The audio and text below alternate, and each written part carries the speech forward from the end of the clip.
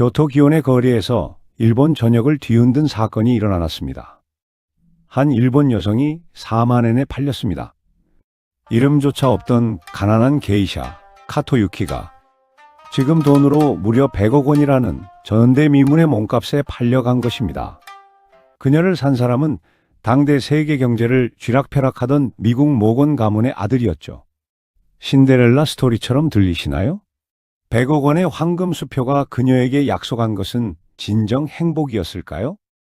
교토 기온의 게이샤였던 그녀는 어떻게 미국 재벌가의 신부가 되었을까요? 억만장자에게 팔려가듯 시집간 일본 게이샤 오유키의 파란만장한 삶을 추적해봅니다. 오늘의 이야기 시작하기 전 구독과 좋아요 눌러주시고 지금 어디서 듣고 계신지 댓글로 남겨주시면 따뜻한 마음을 담아 계신 그곳에 평안과 행복이 깃들기를 응원하겠습니다. 자, 그럼 오늘의 이야기 시작하겠습니다. 제1부 기온의 밤, 소녀의 눈물. 1882년 교토의 한 사무라이 가문에서 딸이 태어났습니다. 이름은 카토 유키였습니다. 메이지 유신 이후 일본은 급격히 변화하고 있었습니다. 사무라이 계급은 몰락했고 유키의 가족도 예외는 아니었죠. 아버지는 일찍 세상을 떠났습니다. 어머니와 어린 동생들을 먹여 살려야 했습니다. 15살 유키는 결심했습니다. 기온에서 게이샤가 되기로요. 기온은 교토에서 가장 화려한 유흥가였습니다. 붉은 등불이 거리를 수놓았고 샤미센 소리가 밤새 울려 퍼졌죠. 부유한 상인들과 정치인들이 모여드는 곳이었습니다. 게이샤가 된다는 것은 무엇을 의미했을까요? 춤과 노래, 악기 연주를 배워야 했습니다. 분을 하얗게 바르고 화려한 기모노를 입어야 했죠. 하지만 무엇보다 중요한 것은 남자들의 환심을 사는 법을 배우는 것이었습니다. 유키는 아름다웠습니다. 검은 눈동자는 깊었고 몸짓은 우아했습니다. 그녀가 켜는 샤미센 가락에는 묘한 애잔함이 서려 있었죠. 19이 되었을 때 유키는 기온에서 가장 인기 있는 게이샤가 되어 있었습니다. 사람들은 그녀를 오유키라고 불렀습니다. 작은 눈이라는 뜻이었죠. 그런데 오유키의 마음속에는 비밀이 있었습니다. 그녀는 사랑하는 사람이 있었습니다. 가난한 대학생이었죠. 화려한 연회장이 아니라 좁은 골목길에서 몰래 만났습니다. 언젠가 꼭 너를 이곳에서 구해내겠다는 그의 약속을 믿었습니다. 하지만 가난한 학생이 게이샤를 구해낼 수 있을까요? 당시 게이샤를 자유롭게 하려면 막대한 돈이 필요했습니다. 그것은 불가능에 가까운 꿈이었죠. 오유키는 밤마다 울었습니다. 낮에는 화려하게 웃어야 했지만 밤이 되면 눈물이 멈추지 않았습니다. 운명은 그녀를 가만두지 않았습니다. 제2부 이방인의 등장. 1901년 봄이었습니다. 기온의 한 서양 남자가 나타났습니다. 30살의 미국인이었죠. 이름은 조지 댄슨 모건이었습니다. 조지 모건, 이 이름을 들어보셨나요? 그는 평범한 여행객이 아니었습니다. 미국 최대 금융재벌 JP 모건의 조카였죠. JP 모건이라는 이름은 아시나요? 당시 그는 세계에서 가장 부유한 사람 중 한 명이었습니다. 미국 경제를 좌지우지하는 인물이었죠. 그의 조카인 조지 역시 어마어마한 부를 상속받을 예정이었습니다. 조지는 왜 일본에 왔을까요? 시련의 상처 때문이었습니다. 미국에서 약혼녀에게 차인 그는 슬픔을 달래러 세계 여행을 떠났죠. 그리고 일본에 도착했습니다. 어느 날 밤 조지는 기온의 한 다실에 초대받았습니다. 그곳에서 그는 샤미센을 켜는 한 게이샤를 보았습니다. 오유키였습니다. 조지는 한눈에 반했습니다. 그녀의 하얀 얼굴, 우아한 몸짓, 애잔한 샤미센 선율, 모든 것이 그를 사로잡았죠. 조지는 매일 오유키를 찾았습니다. 값비싼 선물을 보냈습니다. 다이아몬드 목걸이, 금시계, 서양 드레스들이었죠. 하지만 오유키는 고개를 저었습니다. 왜 거절했을까요? 마음속에 다른 사람이 있었기 때문입니다. 가난한 대학생을 배신할 수 없었죠. 조지는 포기하지 않았습니다. 더 화려한 선물을, 더 큰 약속을 했습니다. 당신을 미국으로 데려가 내 아내로 만들겠소. 오유키는 두려웠습니다. 이 오만한 이방인이 무서웠습니다.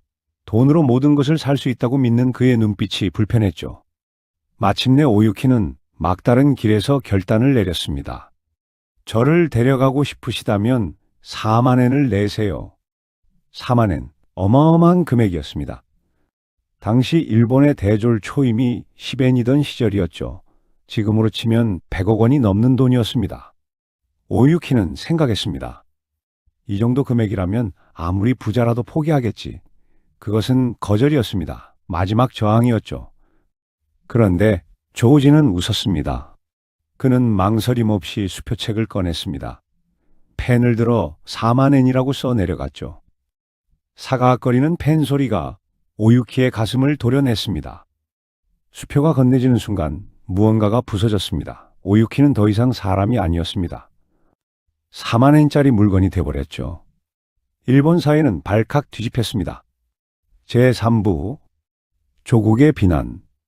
신문들이 떠들썩했습니다. 나라를 팔아먹은 여자, 미국 놈의 돈에 미친 기생, 일본의 수치. 오유키를 향한 비난이 쏟아졌습니다. 사람들은 분노했죠. 어떻게 일본 여자가 서양 남자에게 팔려갈 수 있느냐고요. 당시 일본은 민족주의가 고조되던 시기였습니다. 서양 제국주의에 맞서 자존심을 지키려 애쓰고 있었죠. 그런 상황에서 오유키의 결혼은 일본의 자존심을 무너뜨리는 사건이었습니다. 오유키는 어떤 심정이었을까요? 자신은 선택하지 않았습니다. 4만 엔이라는 터무니없는 금액을 부른 것은 거절하기 위해서였죠. 하지만 아무도 그녀의 말을 들어주지 않았습니다. 기혼의 동료 게이샤들도 등을 돌렸습니다. 너 때문에 우리 모두가 욕을 먹는다고 비난했죠. 가장 가슴 아팠던 것은 어머니의 눈물이었습니다. 어머니는 울면서 말했습니다. 네가 가족을 위해 게이샤가 된 건 알지만 이렇게까지 해야 했니? 그리고 그 대학생은 어디에 있었을까요? 오유키가 출국 준비를 하는 동안 그는 한 번도 그녀를 찾아오지 않았습니다. 아마 신문을 보고 그녀를 오해했겠죠. 자신을 배신하고 돈을 택했다고요.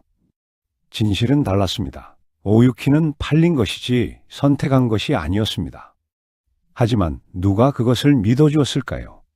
1901년 5월 오유키는 요코하마 항구에서 배에 올랐습니다. 항구에는 야유하는 사람들이 모여 있었습니다. 매국노, 일본 여자의 수치 소리가 들렸죠. 배가 천천히 움직이기 시작했습니다. 일본 땅이 점점 멀어졌습니다. 오유키는 갑판에 서서 마지막으로 조국을 바라봤습니다. 눈물이 멈추지 않았습니다. 19살 소녀는 이렇게 고향을 떠났습니다. 황금 수표 한 장을 대가로요. 그녀는 다시 일본 땅을 밟을 수 있을까요? 33년이 지나야 알 수 있는 일이었습니다. 제4부 태평양을 건너서. 태평양의 파도는 높았습니다. 오유키는 한 달 동안 배 안에서 지냈습니다. 멀미가 심했지만 갑판 위로 나갈 용기가 없었죠. 다른 승객들의 시선이 따가웠습니다. 배 안에서 오유키는 준비를 해야 했습니다.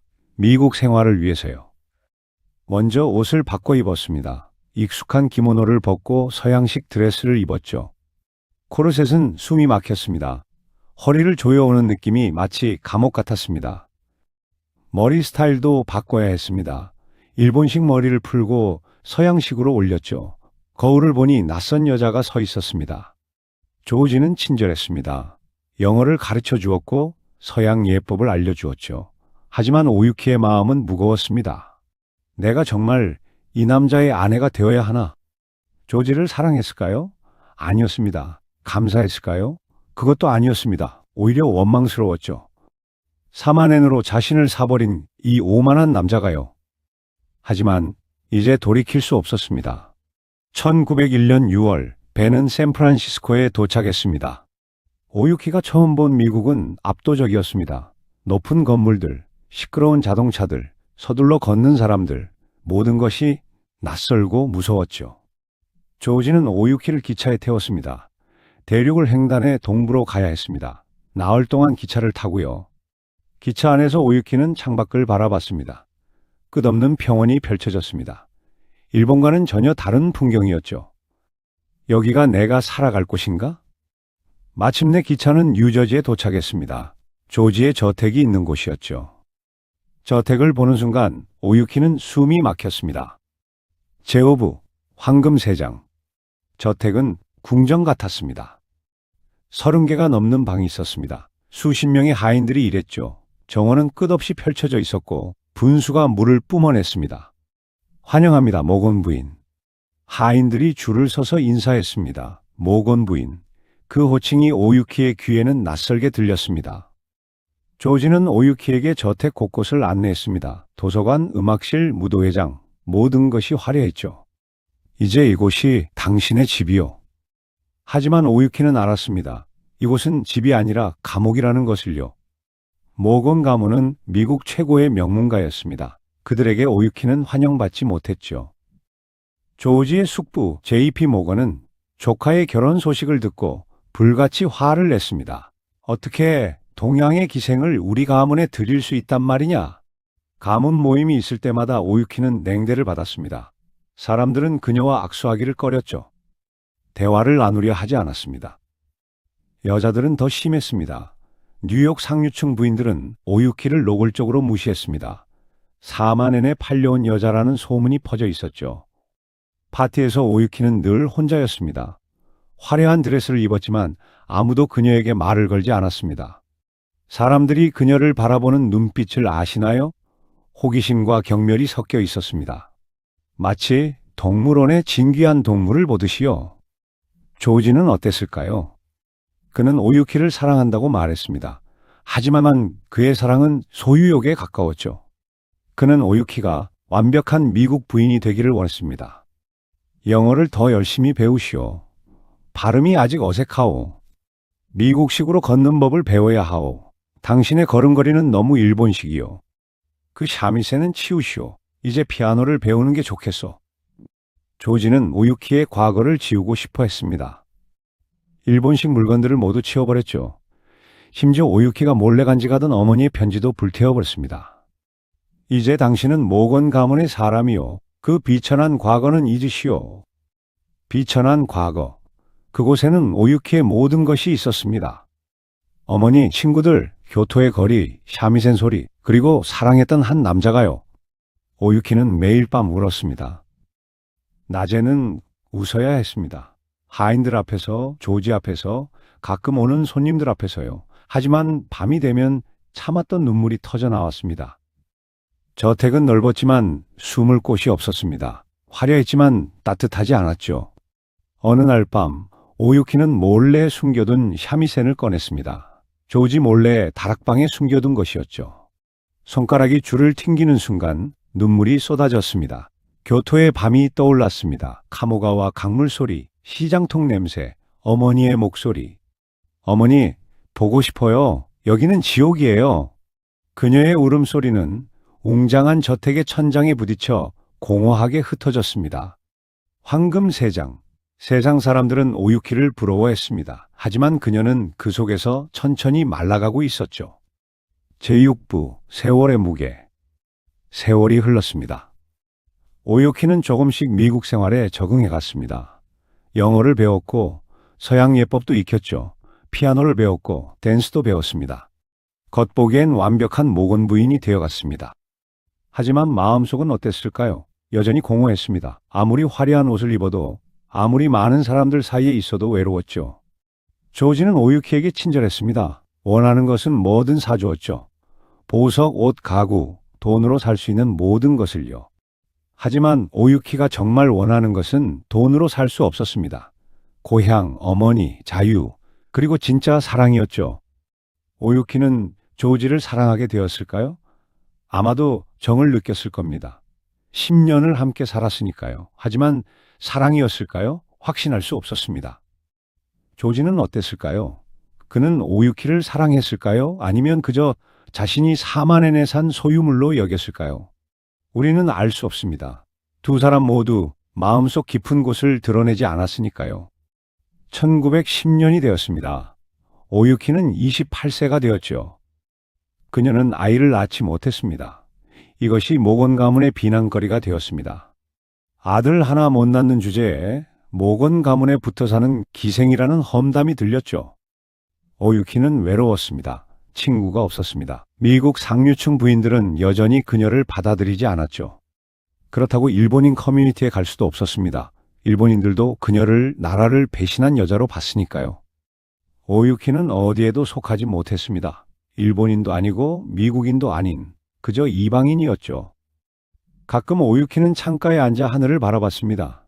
저 하늘 너머 교토에서는 벚꽃이 피고 있을까? 어머니는 건강하실까? 편지를 받을 수 없었습니다. 조지가 일본과의 연락을 끊어버렸으니까요. 과거와 결별해야 새 삶을 살 수 있어라는 이유였죠. 오유키는 완전히 고립되었습니다. 그렇게 10년이 흘렀습니다. 그리고 1915년 모든 것이 무너지기 시작했습니다. 제7부 갑작스러운 죽음. 1915년 조지와 오유키는 유럽 여행을 떠났습니다. 조지는 건강이 좋지 않았습니다. 심장이 약했죠. 하지만 의사는 여행이 도움이 될 거라고 했습니다. 두 사람은 프랑스, 이탈리아, 스페인을 여행했습니다. 오유키는 오랜만에 밝은 표정을 지었죠. 모건 가문의 시선에서 벗어나니 숨통이 트였습니다. 스페인의 어느 호텔에서였습니다. 그날 아침 조지는 평소처럼 일어났습니다. 오유키와 함께 아침 식사를 했죠. 그리고 산책을 나갔습니다. 점심 무렵 조지가 갑자기 쓰러졌습니다. 심장마비였습니다. 손을 쓸 틈도 없이 빠르게 진행되었죠. 의사가 달려왔지만 이미 늦었습니다. 조지 댄슨 모건, 44세의 나이로 사망했습니다. 오유키는 충격에 빠졌습니다. 남편의 시신을 붙잡고 울었죠. 사랑했을까요? 아니면 두려웠을까요? 아마 둘 다였을 겁니다. 남편은 죽었습니다. 이제 오유키는 완전히 혼자가 되었죠. 34세의 미망인이 되었습니다.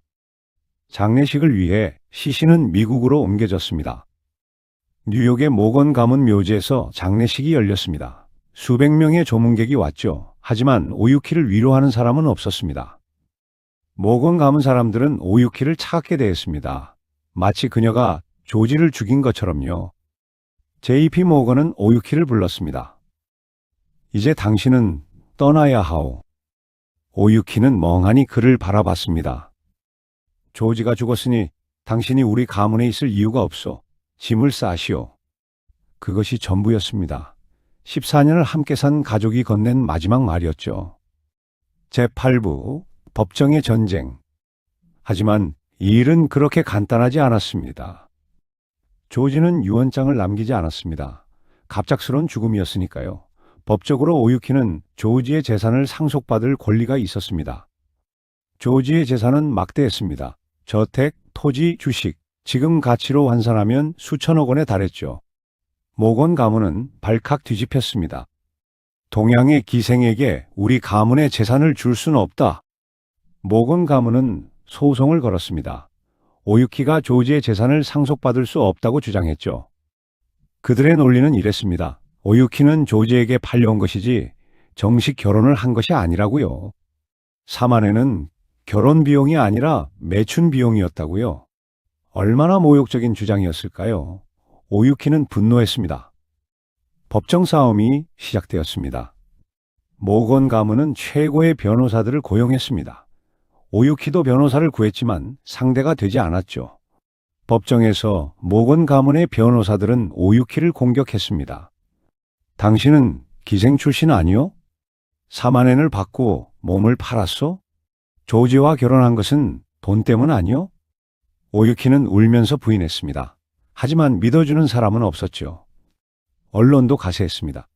신문들은 오유키를 탐욕스러운 일본 여자, 모건 가문의 재산을 노리는 사기꾼이라고 묘사했습니다. 30년 전 일본에서 그녀를 비난했던 것처럼 이제 미국이 그녀를 비난했습니다. 오유키는 외로웠습니다. 도와주는 사람이 아무도 없었죠. 일본인 커뮤니티도 그녀를 외면했습니다. 미국 사회도 그녀를 받아들이지 않았죠. 재판은 2년 동안 이어졌습니다. 오유키는 지쳐갔습니다. 매일 법정에 나가야 했고 변호사 비용은 계속 늘어났죠. 정신적으로도 육체적으로도 한계였습니다. 1917년 마침내 판결이 났습니다. 법원은 오유키에게 일부 재산을 상속받을 권리가 있다고 인정했습니다. 하지만 그 금액은 조지 재산의 일부에 불과했죠. 오유키는 받아들였습니다. 더 이상 싸울 힘이 없었으니까요. 모건 가문과 합의했습니다. 오유키는 대부분의 재산 상속권을 포기하는 대신 평생 받을 수 있는 연금을 약속받았습니다. 넉넉하진 않았지만 생활할 수는 있는 금액이었죠. 그것으로 끝이었습니다. 14년을 함께 산 남편. 그가 남긴 것은 작은 연금뿐이었습니다. 사랑도 가족도 집도 없었죠. 오유키는 결심했습니다. 미국을 떠나기로요. 제9부 망명의 나날. 1918년 오유키는 프랑스로 떠났습니다. 왜 프랑스였을까요? 미국에 남을 수 없었습니다. 모건 가문의 시선이 무서웠죠. 일본으로 돌아갈 수도 없었습니다. 고향 사람들에게 더욱 큰 비난을 받을 게 뻔했으니까요. 프랑스 니스를 선택했습니다. 지중해가 내려다 보이는 아름다운 도시였죠. 니스에는 은퇴한 부자들과 예술가들이 많이 살았습니다. 따뜻한 날씨, 아름다운 바다, 상처받은 영혼을 달래기에 좋은 곳이었죠.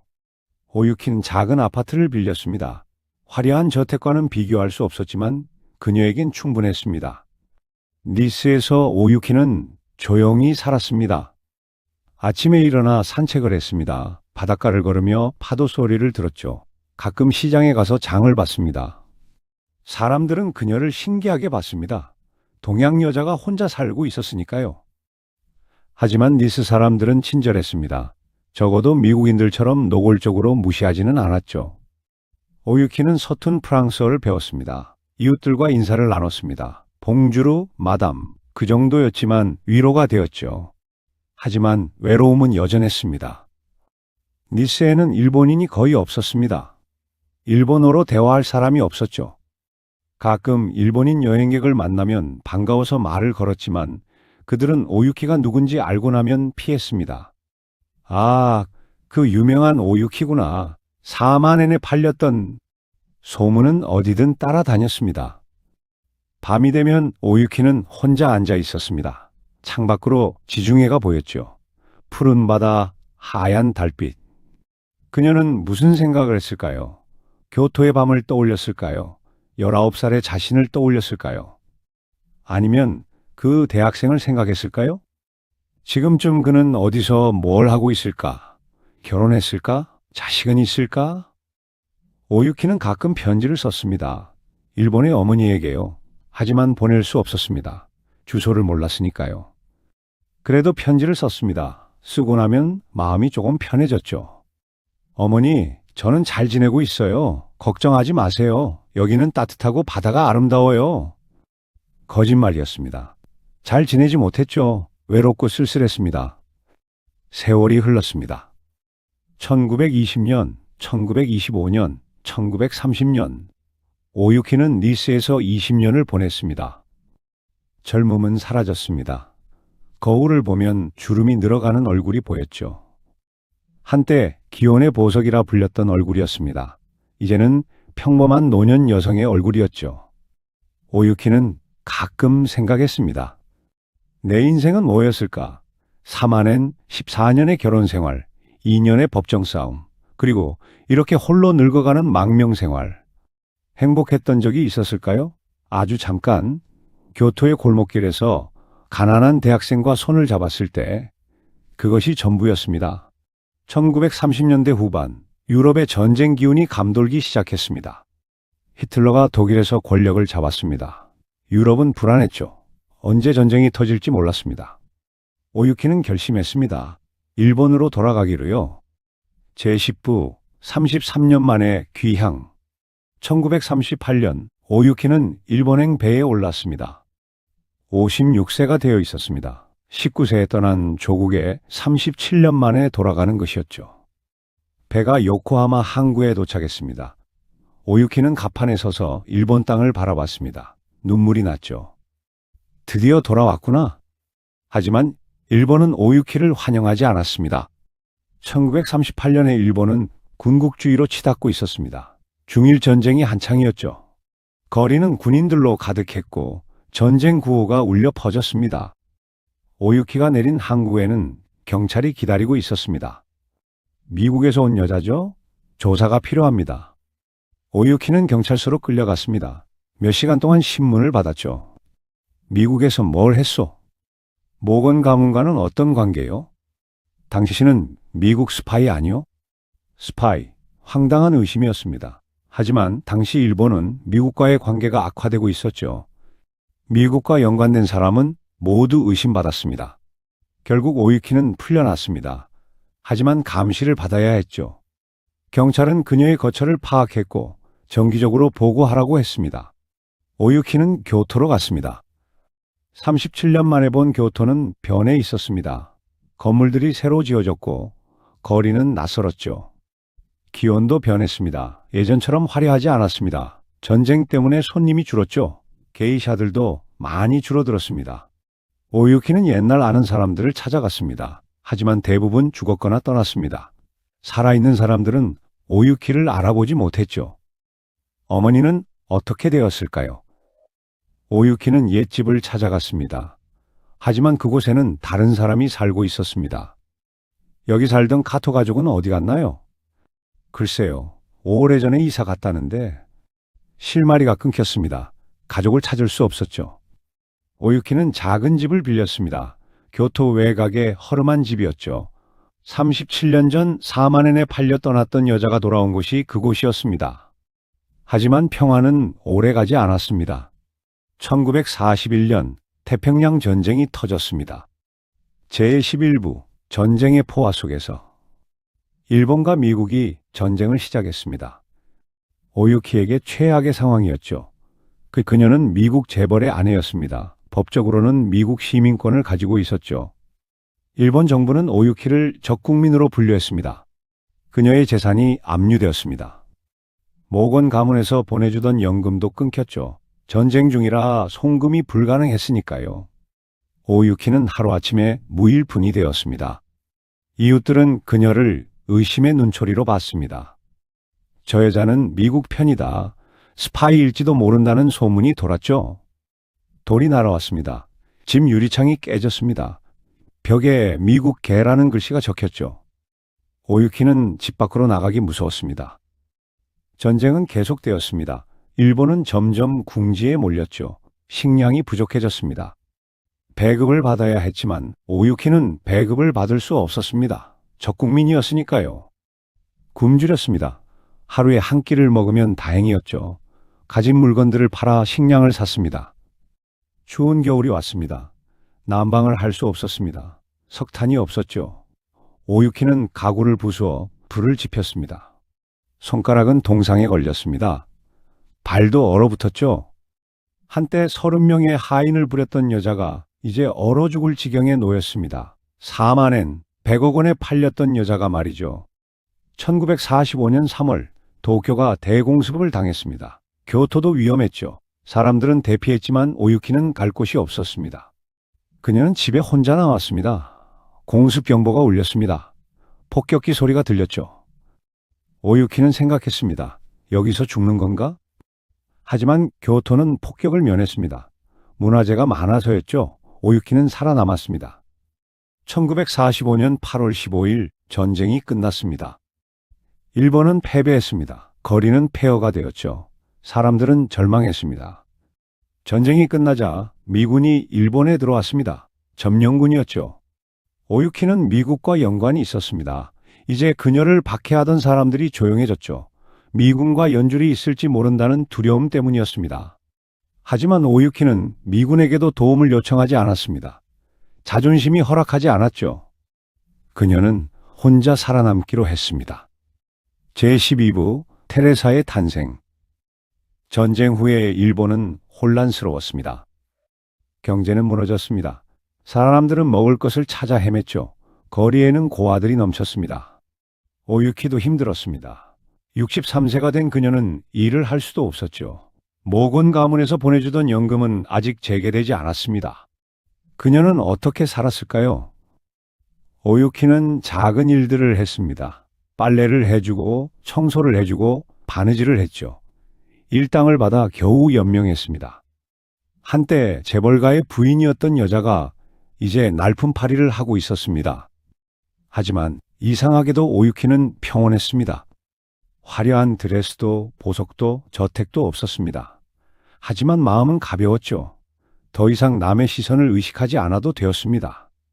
어느 날 오유키는 교토의 가톨릭 성당을 지나갔습니다. 문이 열려 있었습니다. 안에서 찬송가 소리가 들렸죠. 오유키는 이끌리듯 안으로 들어갔습니다. 조용했습니다. 평화로웠죠.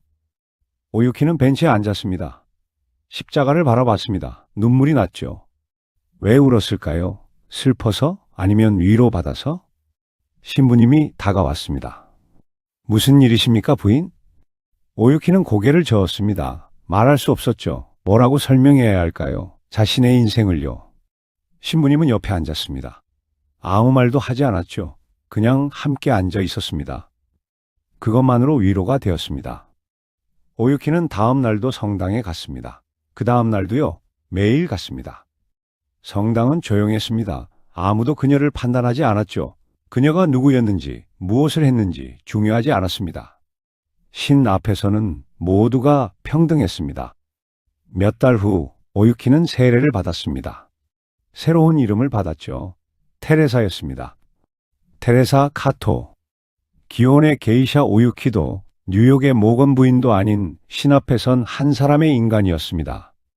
테레사는 성당 근처의 작은 집으로 이사했습니다. 하루 종일 기도했습니다. 성경을 읽었죠. 성당 청소를 도왔습니다. 꽃을 가꾸고 아이들에게 글을 가르쳤습니다. 사람들은 그녀를 테레사 할머니라고 불렀습니다. 자애로운 노인이었죠. 아무도 그녀의 과거를 몰랐습니다. 한때 세계적인 재벌가의 며느리였다는 것을요. 4만 엔에 팔렸던 게이샤였다는 것을요. 그것은 테레사가 원하는 바였습니다. 과거를 묻고 싶었죠. 제13부 마지막 편지. 1950년대가 되었습니다. 일본은 서서히 회복되고 있었습니다. 경제가 성장했죠. 전쟁의 상처가 아물어갔습니다. 테레사도 조금 나아졌습니다. 모건 가문에서 보내주는 연금이 재개되었죠. 많지는 않았지만 생활하기에 충분했습니다. 하지만 테레사는 검소하게 살았습니다. 연금의 대부분을 성당에 기부했죠. 가난한 사람들을 도왔습니다. 테레사 할머니는 참 좋은 분이야. 사람들이 말했습니다. 그들은 테레사가 얼마나 많은 돈을 가질 수 있었는지 몰랐죠. 모건 가문의 막대한 재산을 상속받을 수도 있었다는 것을요. 테레사는 후회했을까요? 그 돈을 포기한 것을요. 아마 아니었을 겁니다. 돈은 그녀를 행복하게 해주지 못했으니까요. 세월이 흘렀습니다. 테레사는 늙어갔습니다. 1960년 78세가 되었습니다. 건강이 나빠졌죠. 걷기가 힘들어졌습니다. 어느 날 테레사는 편지를 썼습니다. 누구에게? 알 수 없습니다. 어쩌면 죽은 남편 조지에게였을까요? 아니면 그 대학생에게였을까요? 혹은 어머니에게였을까요? 편지의 내용은 알 수 없습니다. 테레사는 그 편지를 보내지 않았으니까요. 그냥 서랍에 넣어두었죠. 하지만 우리는 상상할 수 있습니다. 용서해 주세요. 저도 어쩔 수 없었어요. 테레사는 자신의 인생을 돌아봤을까요? 후회했을까요? 아마 복잡한 감정이었을 겁니다. 후회와 체념, 슬픔과 평온이 뒤섞인요. 1962년 겨울, 테레사는 병에 걸렸습니다. 폐렴이었습니다. 80세의 노인에게는 치명적이었죠. 병원에 입원했습니다. 수녀님들이 간호했습니다. 테레사는 조용히 누워 있었습니다. 창밖으로 눈이 내렸죠. 교토의 겨울, 하얀 눈. 테레사는 무슨 생각을 했을까요? 어쩌면 19살에 자신을 떠올렸을지도 모릅니다. 기온의 밤, 샤미센 소리, 첫사랑의 손길을요. 혹은 요코하마 항구를 떠올렸을까요? 배에 오르던 그날 눈물을 흘리며 조국을 바라보던요. 아니면 니스의 바다를 생각했을까요? 20년을 보낸 망명의 나날을요.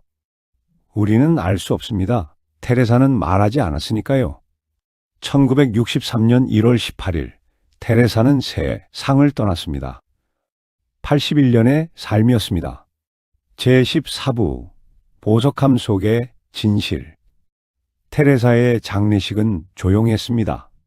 성당에서 치러졌죠. 몇 명의 수녀님과 성당 사람들만 참석했습니다. 화려한 장례식이 아니었습니다. 한때 세계적인 재벌가의 며느리였지만 그녀의 죽음은 조용했죠. 모건 가문에서는 아무도 오지 않았습니다. 일본의 친척들도 나타나지 않았죠. 테레사는 혼자였습니다. 태어날 때도 죽을 때도요. 장례식 후 테레사의 유품을 정리했습니다. 많지 않았습니다. 낡은 옷 몇 벌, 성경, 묵주.